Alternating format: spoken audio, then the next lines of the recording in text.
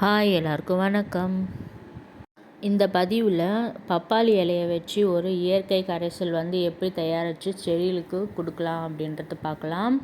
இப்போ என் ரோஸ் செடி பார்த்திங்கன்னா அந்த புது தளிர்லாம் வந்திருக்குல்ல, அதில் ஒரு மாதிரி த்ரிப்ஸ் அட்டாக் மாதிரி இல்லை ஒரு இலை சுருட்டல் நோய் மாதிரி வந்திருக்கு. ரோஸ் செடியில் பொதுவான பிரச்சனை அப்படின்னு பார்த்திங்கன்னா இந்த த்ரிப்ஸும் இந்த இலை சுருட்டல் நோயும் தான். அதுவும் இல்லாமல் இலை பின்னாடி இலைப்பேன் வேறு வரும்.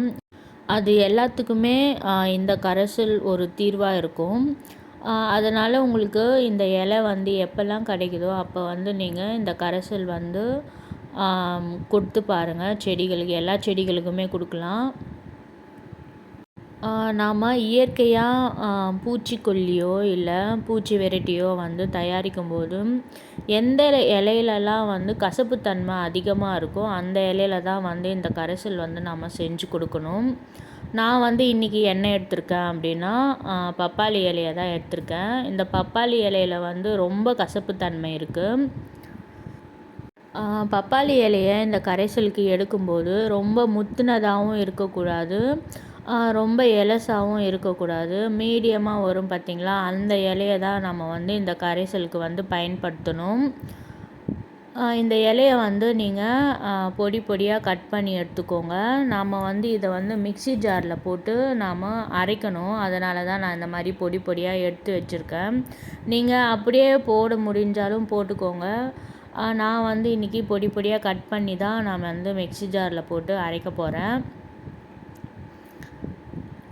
இப்போ நான் அந்த பொடி பொடியாக கட் பண்ண இலையை மிக்ஸி ஜாரில் விட்டு அரைக்கணும். அதில் கொஞ்சமாக தண்ணி விட்டு அரைச்சா தான் அந்த இலை நல்லா மெசியும்.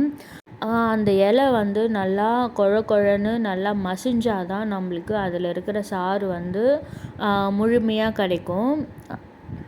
அதனால் கொஞ்சம் தண்ணி விட்டு நல்லா கொழன்னு இந்த மாதிரி மிக்ஸி ஜாரில் போட்டு எடுத்துக்கோங்க. இந்த மாதிரி கலக்கி விட்டுட்டு இதை நீங்கள் ஒரு 24 மணி நேரம் மூடி போட்டு அப்படியே வச்சுடுங்க. அப்படி வைக்கும்போது நம்ம மிக்சியில் போட்டு அரைச்சோம்ல, அந்த இலையில் இருக்கிற சாறு எல்லாம் அந்த தண்ணியில் இறங்கும். நான் இந்த கரைசலை ஒரு நாள் மட்டும் இந்த மாதிரி ஊற வைக்க போகிறேன். உங்களால் முடிஞ்சால் 2 நாளைக்கு கூட ஊற வைக்கலாம்.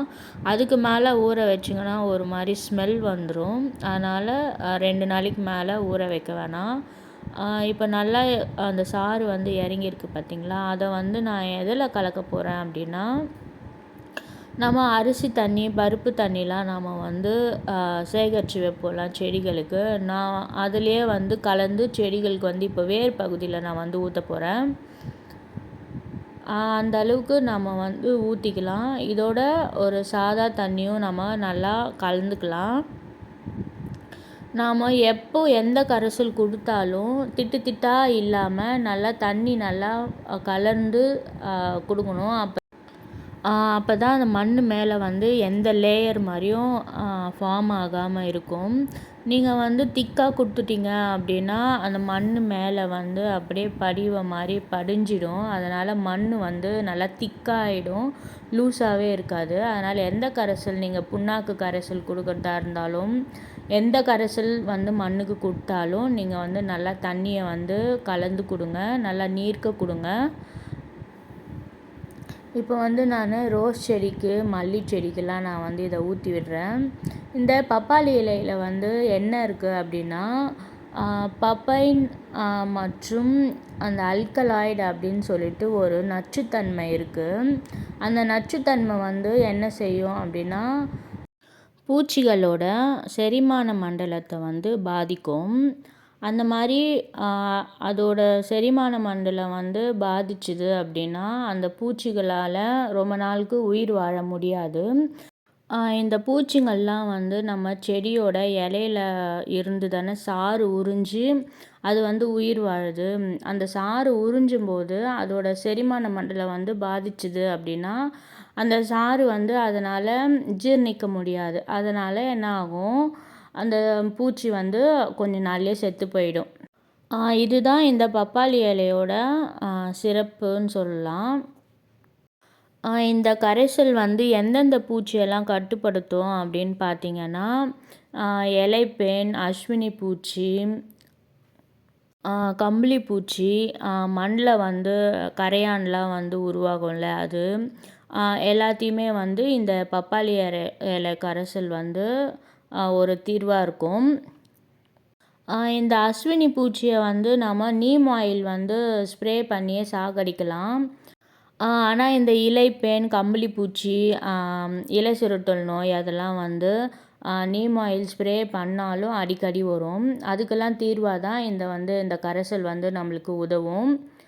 இந்த கரைசலை வந்து நான் மண்ணுக்கு தான் ஊற்றிட்டுருக்கேன் வேரில். இதை வந்து நாம் செடிகள் மேலேயும் ஸ்ப்ரே பண்ணணும். மண்ணுக்கு ஊற்றும்போது ஒரு 5 மடங்கு இல்லைன்னா 10 மடங்கு தண்ணியில் கலந்து தான் நாம் ஊற்றுறோம். ஆனால் ஸ்ப்ரே பண்ணும்போது அதுக்கு வந்து அளவாக தான் நம்ம வந்து கலந்து ஸ்ப்ரே பண்ணணும். நீங்கள் இந்த கரைசலை முதல்ல உங்கள் செடிகளுக்கு கொடுக்குறீங்க அப்படின்னா கொஞ்சம் அளவோடு கலந்து கொடுங்க. உங்கள் செடிகளுக்கு வந்து இந்த கரைசல் வந்து செட் ஆகுதா இல்லையா அப்படின்னு பார்த்துக்கிட்டு கூட நீங்கள் கொடுக்கலாம். அதனால் கொஞ்சமான அளவு கலந்து கொடுத்து பாருங்கள். இப்போ வந்து நான் மண்ணுக்கு எல்லாம் ஊற்றி விட்டாச்சு. இப்போது நான் வந்து ஸ்ப்ரே பண்ண போகிறேன். இந்த ஸ்ப்ரேயர் வந்து 1.5 லிட்டர் அளவுள்ள ஸ்ப்ரேயர் தான். அதனால் இதில் வந்து நம்ம வடிகட்டி நம்ம வந்து யூஸ் பண்ண போகிறோம். இப்போ நான் ஒரு ஸ்பூன் வச்சுருக்கேன் பார்த்தீங்களா, அந்த ஸ்பூனில் வந்து 2 ஸ்பூன் வந்து 1 லிட்டருக்கு கலந்து கொடுக்கணும். இது 1.5 லிட்டர் அப்படின்றதால நான் வந்து ஒரு 3 ஸ்பூன் வந்து கலந்துக்கிறேன்.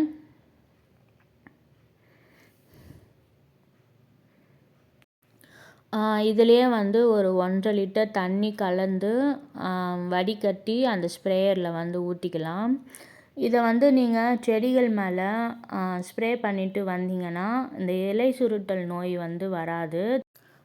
இலைகள் மேலே த்ரிப்ஸ் மாதிரியான பிரச்சனைகளும் வந்து வராமல் தடுக்கும்.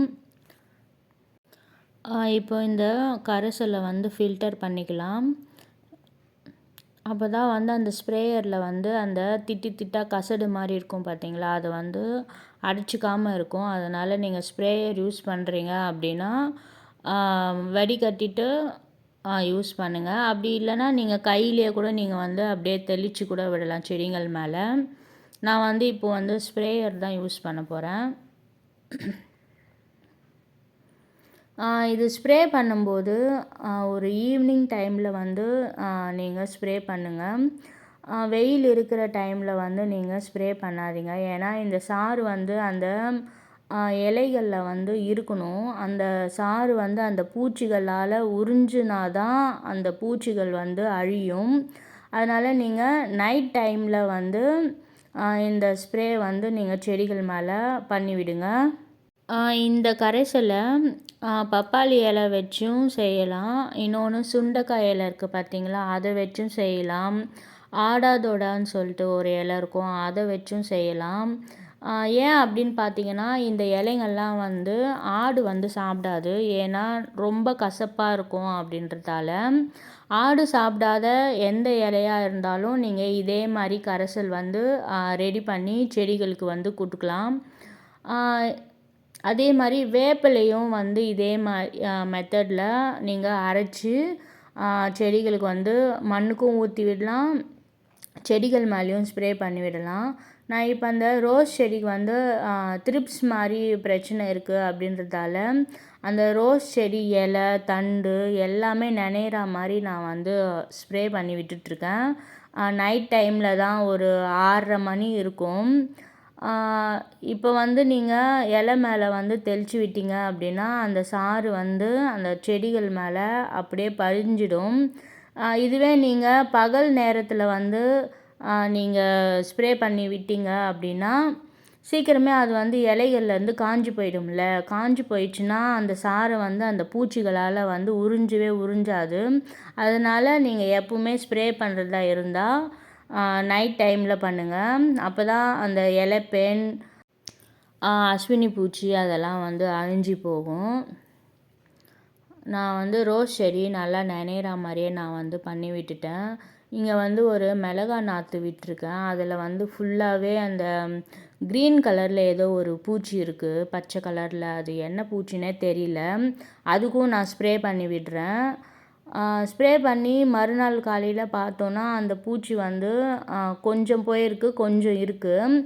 அதனால் நீங்கள் இப்போ இன்றைக்கி வந்து ஒரு ஸ்ப்ரே கொடுத்தீங்க அப்படின்னா நடுவில் ஒரு நாள் கேப் விட்டு மறுபடியும் இதே மாதிரி இன்னொரு முறை ஸ்ப்ரே பண்ணுங்கள். அப்போ தான் வந்து அந்த பூச்சிகள்லாம் வந்து செத்து போகுது. இப்போ இந்த சாமந்தி செடிக்கும் நான் வந்து ஸ்ப்ரே பண்ணிகிட்ருக்கேன். சாமந்தி செடி வந்து இப்போது சீசன் முடிய போகுது. ஆனால் எனக்கு வந்து இந்த பூக்கள் வந்து கொடுத்துட்டே தான் இருக்குது. இந்த பூக்கள் வந்து மொட்டு வைக்கிற டைமில் அது மேலே வந்து ஒரு மாதிரி கருப்பாக ஏதோ ஒரு டிசீஸ் மாதிரி வருது. அதுக்கும் இந்த கரைசல் வந்து ஒரு தீர்வாக இருக்கும்ன்ட்டு பார்க்குறேன். இப்போ பார்த்தீங்கன்னா இந்த ரோஸ் செடி ரொம்ப சின்ன ரோஸ் செடி தான். ஒரு 2, 3 மாதம் தான் ஆயிருக்கும். அதுக்குமே நான் கொடுக்குறேன். இந்த மல்லி செடியில் வந்து இலை சுருட்டல் நோய் தான் வந்து அதிகமாக வரும். அதனால் நீங்கள் இந்த கரைசலை வந்து அந்த மல்லி செடிக்கு வந்து நீங்கள் கொடுக்கலாம். இப்போ நான் மேல் மாடிக்கு வந்திருக்கேன். மேல் மாடியில் வந்து காய்கறி செடிங்கள்லாம் இருக்குது. அவரைக்காய் செடிக்கு இப்போ நான் வந்து ஸ்ப்ரே பண்ணிகிட்ருக்கேன். இந்த அவரை செடியில் வந்து அஸ்வினி பூச்சி வந்து நிறைய இருந்துச்சு. அதுக்கு வந்து நான் நீம் ஆயில் ஸ்ப்ரே பண்ணி அந்த அஸ்வினி பூச்சியை வந்து அழிச்சிட்டேன். நீம் ஆயில் ஸ்ப்ரே வந்து எப்படி பண்ணணும் அப்படின்னு சொல்லிட்டு நான் உங்களுக்கு ஒரு வீடியோ போட்டிருக்கேன். தெரியாதவங்க போய் பாருங்கள், இல்லைனா வந்து நீங்கள் விட்டுடுங்க. இப்போது மாதுளம் செடிக்கு வந்து நான் ஸ்ப்ரே பண்ணுறேன். இந்த மாதுளஞ்செடியில் வந்து அதிகமாக நோய் வரும் அப்படின்னு பார்த்தீங்கன்னா இலை சுருட்டல் நோய் தான். அப்புறம் இந்த மாவு பூச்சி வரும். ஆனால் இந்த கரைசல் மாவு பூச்சியை வந்து விரட்டுமா அப்படின்றது எனக்கு தெரியல. ஏன்னா என் செடியில் வந்து மாவு பூச்சி இல்லை. உங்களுக்கு யாருக்குன்னா தெரிஞ்சிருந்தா மாவு பூச்சிக்கு வந்து இந்த கரைசல் வந்து ஒரு தீர்வாக இருக்கும் அப்படின்னா எனக்கு வந்து சொல்லுங்கள். இப்போ வந்து நான் மிளகாய் செடிக்கு தான் வந்து ஸ்ப்ரே பண்ணிகிட்ருக்கேன். ஒரு குட்டியாக இருக்குது பார்த்தீங்களா, அந்த செடி வந்து ஃபுல்லாகவே இலை சுருட்டல் நோய் மாதிரி வந்துச்சு. அந்த இலையெல்லாம் வந்து ரிமூவ் பண்ணிவிட்டு நான் வந்து ஃபஸ்ட்டு ஒரு நீம் ஆயில் ஸ்ப்ரே பண்ணி விட்டேன். இப்போ வந்து இந்த கரைசல் வந்து நான் ஸ்ப்ரே பண்ணிகிட்ருக்கேன். இதுக்கப்புறம் அந்த செடி வந்து எப்படி வருது அப்படின்ட்டு நான் உங்களுக்கு அப்டேட் பண்ணுறேன். உங்களுக்கு இந்த பப்பாளி இலை கிடைச்சா இந்த கரைசல் வந்து ஒரு முறை ட்ரை பண்ணி பாருங்கள். வேருக்கும் கொடுங்க, செடிகள் மேலேயும் ஸ்ப்ரே பண்ணி விடுங்க. இந்த பதிவு உங்களுக்கு பிடிச்சிருந்தா லைக் பண்ணுங்கள், ஷேர் பண்ணுங்கள், மறக்காமல் என் சேனலை சப்ஸ்கிரைப் பண்ணுங்கள். தேங்க்யூ.